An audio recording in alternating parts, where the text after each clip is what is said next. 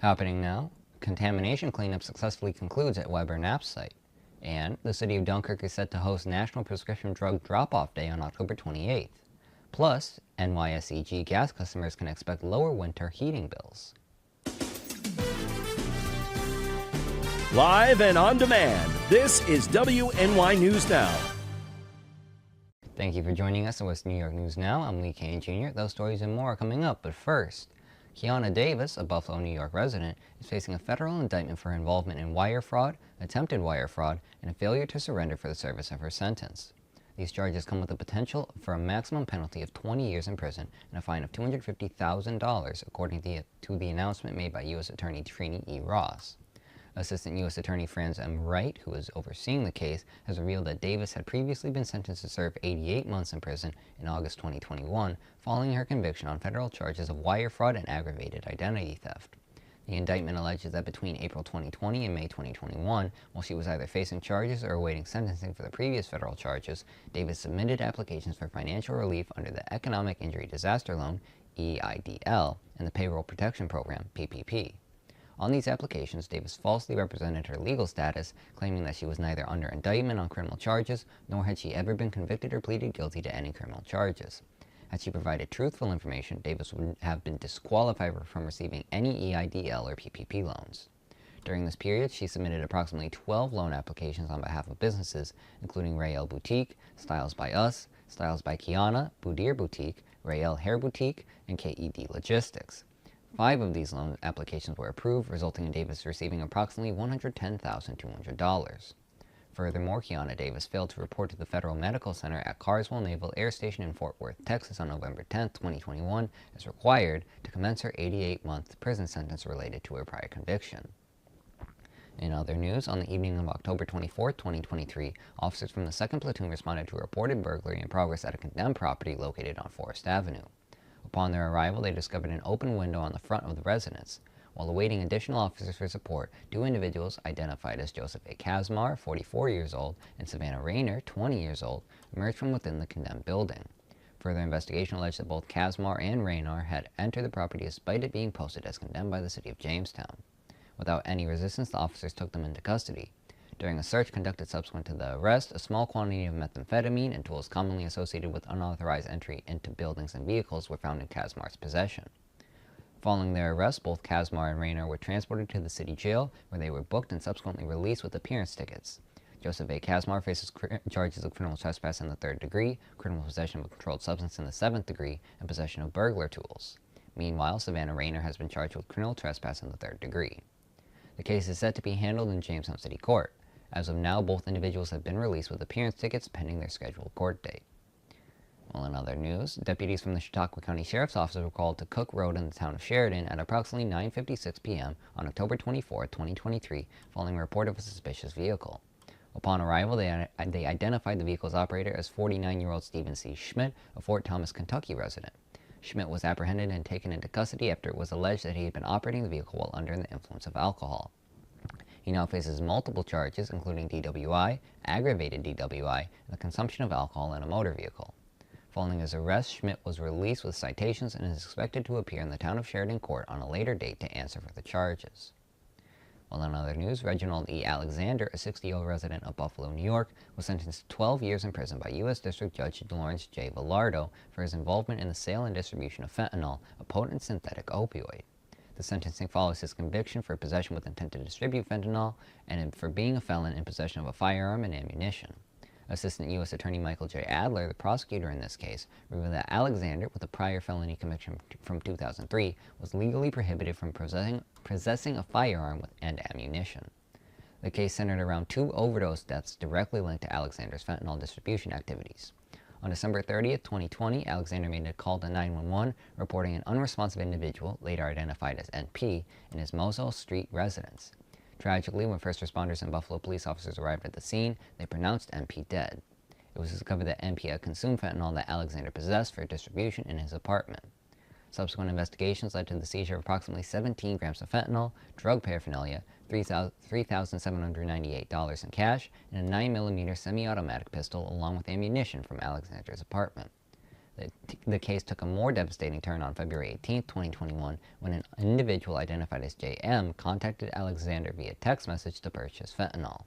The two met on Main Street in Buffalo, where Alexander provided JM with fentanyl. JM returned home, consumed the fentanyl, and was later found unconscious by family members. First responders were immediately summoned, and they administered Narcan and CPR to JM. Despite their efforts, JM was transferred to a hospital and subsequently succumbed to the overdose. As WNY News Now continues, contamination cleanup successfully concludes at Weber-Knapp site. And later, the city of Dunkirk is set to host National Prescription Drug Drop-Off Day on October 28th. Stay with us as WNY News Now. We'll be right back. You're watching WNY News Now, where coverage comes first. EagleZip.com is your local one-stop shop for all of your home and business computer needs. Located on Fluvan Avenue Extension, just outside of Jamestown, EagleZip.com sells and services all brands of desktops and laptops, as well as servers and network equipment for your business. All new computer sales include transferring your data from your old computer, plus a 2-year warranty. Call EagleZip.com today. Stop by EagleZip.com today and let us make computers easy for you.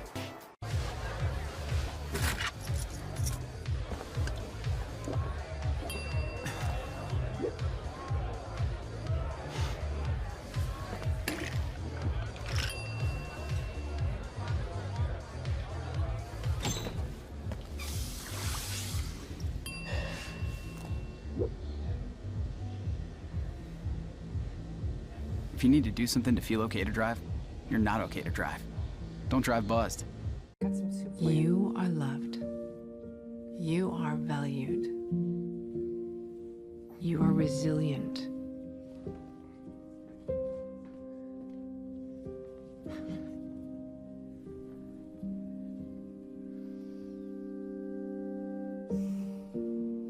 You got this. You're there for them. We're here for you. Find free care guides at aarp.org/caregiving. You're watching WNY News Now, where coverage comes first. In a significant milestone, the contamination cleanup effort related to the Weber-Knapp Company site situated at 441 Chandler Street in Jamestown, Chautauqua County under New York State's Brownfield Cleanup Program has successfully concluded. The Weber-Knapp Company conducted the cleanup operations with oversight provided by the New York State Department of Environmental Conservation, NYSDEC. The company has submitted a draft final engineering report, an FER, for NYSDEC review, affirming that the cleanup efforts have met or will meet the necessary requirements to ensure the protection of public health and the environment for the proposed site use. The remediation efforts encompass several crucial activities, ensuring that the site is now safe for redevelopment. Approximately 150 tons of soil contaminated with chlorinated volatile organic compounds, along with 7,221 gallons of groundwater, were excavated and appropriately disposed of from an approximately 200 square foot area, extending 13.5 feet below ground surface. An existing positive pressure HVAC system was employed to mitigate the potential migration of soil vapors into the building. A groundwater extraction system was utilized to capture, treat, and remove contaminated groundwater with on-site treatment via an air stripper prior to discharge to the sewer. Soil and sediment removal occurred to eliminate contaminants of concern from the stormwater outfall to the Chattaquin River, involving approximately 75 tons of contaminated soil and material and 23,000 gallons of water. The site will maintain a cover comprising the state structures, that being buildings, pavement, and sidewalks, and a 1-foot soil cover in landscaped areas, meeting industrial use soil cleanup objectives. The Site Management Plan, SMP, required by the environmental easement, will include plans for institutional and engineering controls, IC/ECs, monitoring, operation and maintenance, and reporting. An environmental easement will be recorded to prevent future exposure to any remaining contamination at the site and to ensure the implementation of the SMP. Upon approval of the FER by NYSDEC, it will be made available to the public. Subsequently, NYSDEC will issue a Certificate of Completion, a COC, which will be announced in a fact sheet. Following the receipt of a COC, the applicant will have the opportunity to redevelop the site. Moreover, they will be eligible for tax credits to offset a portion of the costs incurred during the cleanup activities and for the site's redevelopment. In other news, the city of Dunkirk, New York is gearing up for a crucial event in the ongoing battle against prescription drug abuse. On Saturday, October 28, 2023, from 10 a.m. to 2 p.m., the City of Dunkirk Police Department, WCA All-Star Ambulance, and the Federal Drug Enforcement Agency, the DEA, will jointly coordinate a North County location for National Prescription Drug Drop-Off Day. This event provides an opportunity for the community to safely and responsibly dispose of unused or expired prescription medications. WCA All-Star Ambulance, known for its ongoing commitment to the well-being of the community, has generously offered its North headquarters as a drop-off location for this event. The All-Star North facility is situated behind School Number 3 at the intersection of Route 60 and Orchard Street in the city of Dunkirk. Importantly, individuals can drop off prescription medications with no questions asked. This initiative is of paramount importance due to the grave public safety concerns surrounding unused or expired prescription medications. These substances pose risks of accidental poisoning, overdose, and abuse. Shockingly, in many U.S. states, deaths resulting from prescription drug misuse now surpass those caused by motor vehicle accidents, with opiate painkillers such as Vicodin, Percocet, and OxyContin leading the list of commonly abused prescription drugs. Recent reports indicate a staggering 400% increase in the number of people seeking treatment for painkiller addiction over the past decade. Moreover, 1 in 10 12th grade students has engaged in the non-medical use of pharmaceutical narcotic painkillers. Alarmingly, the majority of these teenagers, 62%, obtain prescription drugs from family and friends, including medicine cabinets in their own homes. Unintentional overdose deaths stemming from prescription opioids have surged by 175% over a 5-year period. Recent statistics highlight that 6.2 million Americans aged 12 and older have abused prescription drugs within the past month, with 7 of the 10 most commonly abused drugs among teenagers being prescription medicines. Proper disposal of unused or expired prescription drugs is the cornerstone of this initiative. It eliminates the temptation for abuse and the risk of theft from residences. Additionally, it prevents environmental contamination that can occur if these medications are flushed into the sewer system. Most critically, it contributes to lowering the death rate associated with overdoses and abuse, particularly among children and young adults. The organizers of National Prescription Drug Drop-Off Day urge community members to take a moment to examine their shelves and cabinets for unused or expired prescription drugs and bring them to the drop-off point at All-Star Ambulance behind School Number 3 at the intersection of Route 60 and Orchard Street in Dunkirk on Saturday, October 28th between 10 a.m. and 2 p.m. It is also encouraged to check with parents or grandparents to ensure they too dispose of any prescriptions that are no longer needed or have expired. It's essential to emphasize that this event operates on a drive-in and drop-off basis with no questions asked. However, participants should note that liquids and sharps/needles are not accepted at the drop-off location. Furthermore, these items cannot be placed in the drop box at the police station.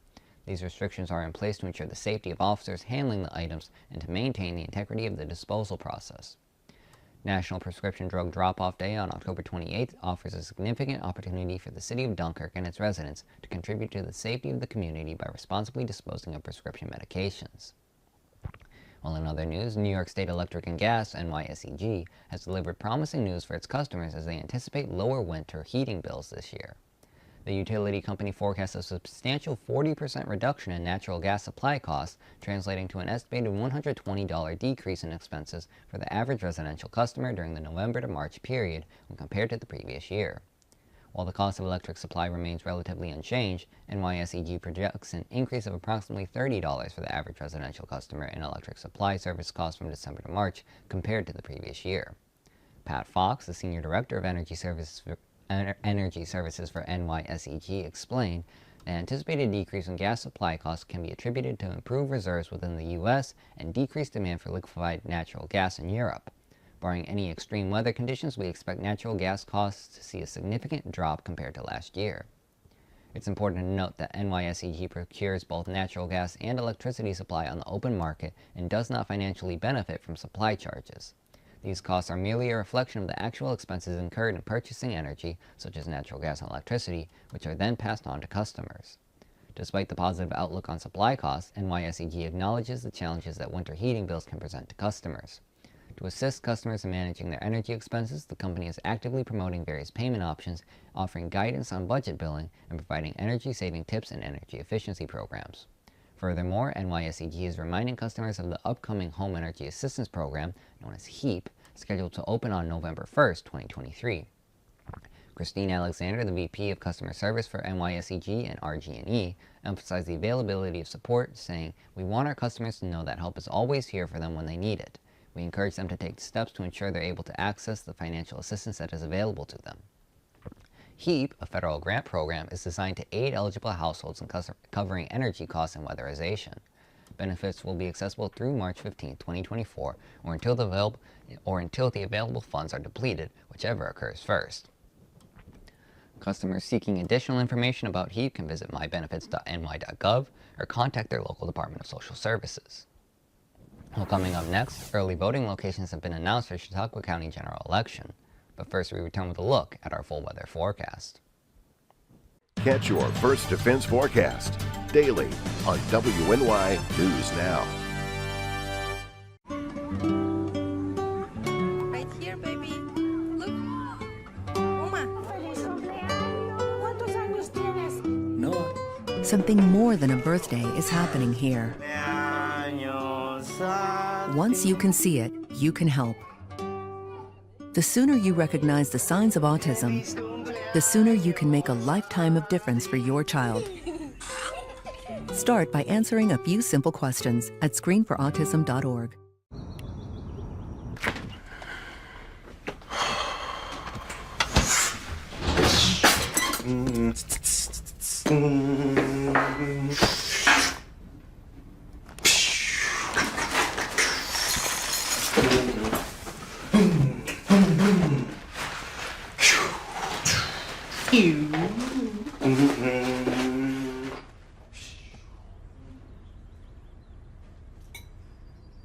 When I was in foster care, I never knew when I would have to move, so I always had my suitcase ready to go. Then one day, I was adopted. My new parents opened their hearts and home to me. My parents cook my favorite breakfast for me every morning. My parents take me on trips I never thought I would go on. They gave me a home and an even better reason to use that suitcase. My parents aren't perfect, but they're perfect for me. Catch your First Defense forecast daily on WNY News Now.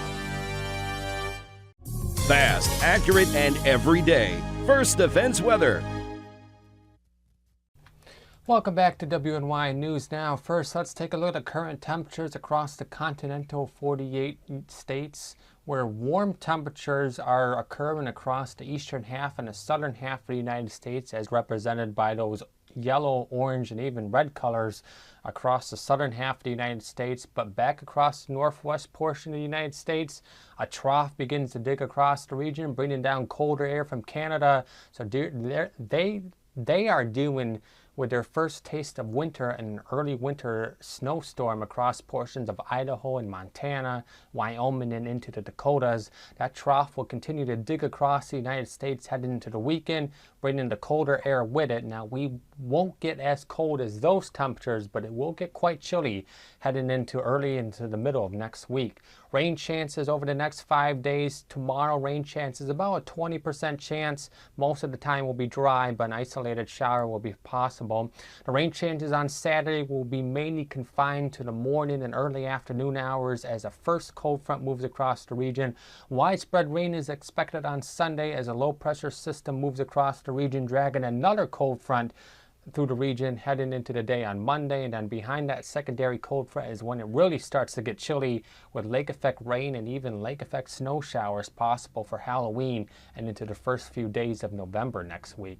Almanac for today made it to a high of 71 degrees yesterday in the city of Jamestown. Our low was 57, which is our average high for this time of year. The records for today: 81 set back in 2012, the record low 15 set back in 1987. So here's future scan through the overnight hours. Generally partly to mostly cloudy skies overnight tonight. Can't rule out an isolated shower. Basically the same thing for tomorrow as it was the past few days. Partly to mostly cloudy skies for your Friday. Can't rule out an isolated shower possible in the afternoon. Our first cold front will cross the region Friday night into Saturday, so showers will be mainly confined to the early half of Saturday, with drier weather working in for the rest of Saturday afternoon. Forecast for tonight: partly to mostly cloudy skies, a few stray showers possible. Another warm overnight period with overnight lows ranging from upper 50s across inland locations to the mid 60s near the immediate Lake Erie shoreline. Your forecast for your Friday as we close out the work week tomorrow: partly to mostly cloudy skies. Another warm day tomorrow, but this will be the last day of warm temperatures in the upper 60s and the low to mid 70s as it cools off heading into the weekend. The rest of that 7-day outlook from Ultimate Solutions. So the first cold front moves through the area on Saturday. High temperatures occur early on in the day in the lower 60s, and then we're dropping through the 50s throughout the rest of the day. Widespread rain on Sunday as another system crosses the region, pushing that cold front through the area on Monday, and temperatures go all downhill from there. We're only talking about the lower 40s on Monday, 30s on Tuesday. Rain and snow showers will be possible Tuesday, Wednesday, and into Thursday next week, and we don't rebound much after that, with highs only into the lower 40s. Andrew, thank you. Well, in preparation for the forthcoming general election on November 7, 2023, Chautauqua County is gearing up for early voting. On Wednesday, Commissioners Luz E. Torres and Brian C. Abram of the Chautauqua County Board of Elections announced the crucial details regarding early voting, ensuring that residents have convenient access to the polls. Chautauqua County will open 4 early voting sites, as Commissioner Torres and Commissioner Abram jointly revealed. These sites are strategically located to accommodate a broad spectrum of voters, enhancing accessibility for all eligible residents. The early voting sites in their respective locations are as follows. There's the Chautauqua County Fairgrounds early voting site. This site will be situated at the 4H building / AGN Expo Center at 1089 Central Avenue in Dunkirk, New York 14048. There's the Chautauqua Mall early voting site. Voters can access this location through the main entrance at 318 East Fairmount Avenue in Lakewood, New York 14750. There's the Robert H. Jackson Center early voting site. This site is located at 305 East 4th Street in Jamestown, New York 14701. Voters should use the main entrance off Prendergast Avenue. And then there's the Board of Elections Office early voting site. The Board of Elections Office is housed in the Hall R. Clothier building at the County Complex in Mayville, located at 7 North Erie Street in Mayville, New York 14757. To enhance voter experience and make the process more accessible, each site will be well marked to guide voters to their respective entrances. Importantly, all registered voters in Chautauqua County can cast their ballots early at any of these 4 locations. The operating hours for all early voting sites will remain consistent throughout the early voting period. For Saturdays and Sundays, it will go from 9 a.m. to 5 p.m. From Monday and Tuesday, it will be from 12 p.m. to 8 p.m. And on Wednesday, Thursday, and Friday, it will be from 10 a.m. to 6 p.m. This year, early voting will be available from Saturday, October 28th to Sunday, November 5th, spanning a 9-day period and commencing 10 days before the general election. It is important to note that early voting will not be offered on Monday, November 6th. Commissioner Abram expressed pride in the selection of these locations, emphasizing the positive partnerships that have been forged. He underlined their commitment to serving voters and ensuring a seamless voting experience. All early voting sites in Chautauqua County are equipped to be handicap accessible, and for voters with disabilities, they provide a ballot marking device to facilitate the voting process. It's essential for early voters to be aware that once they cast their ballot early, they will not be eligible to vote again during subsequent early voting days or on Election Day. Furthermore, if a voter requests an absentee ballot, recent changes in the law will prevent them from using the voting machine during early voting or on Election Day. Instead, they will only be able to cast a provisional affidavit ballot, which can be counted if the absentee ballot has not already been returned. For those seeking more information about the upcoming election, the Board of Elections website, votechautauqua.com, provides access to sample ballots.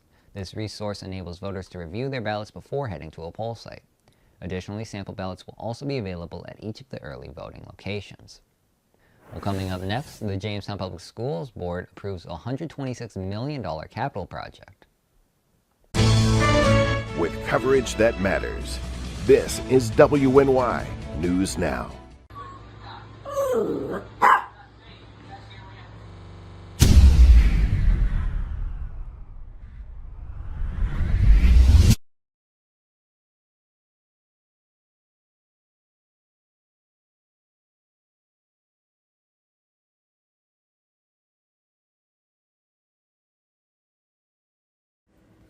If you want to speak truth to the masses, make it funny for the classes.